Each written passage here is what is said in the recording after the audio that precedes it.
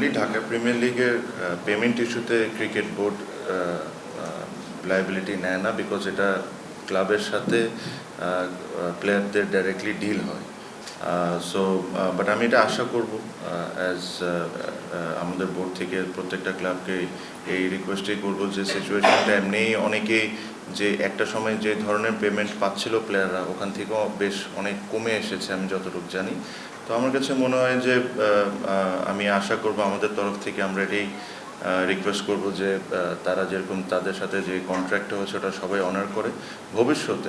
ভবিষ্যতে এই জিনিসটাকে কীভাবে আরেকটু সিস্টেম্যাটিক করে নিয়ে আসা যায়, এটা নিয়ে আমাদের একটা আলোচনা হচ্ছে, সো দ্যাট যে কমিটমেন্টগুলো করা হচ্ছে ওটা যেরকম দুই সাইড থেকেই ফুলফিল করা হোক। সো আমি আপনাকে যেটা বললাম যে আমাদের কাছে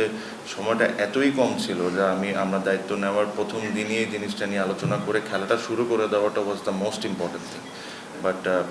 আপনি যেটা বলেছেন, ইউ আর রাইটলি মেনশন যে প্রতিটা বছর এই জিনিসটা নিয়ে কিছু না কিছু একটা সমস্যা হয়, but this is something that we need to think and do. যখন একটা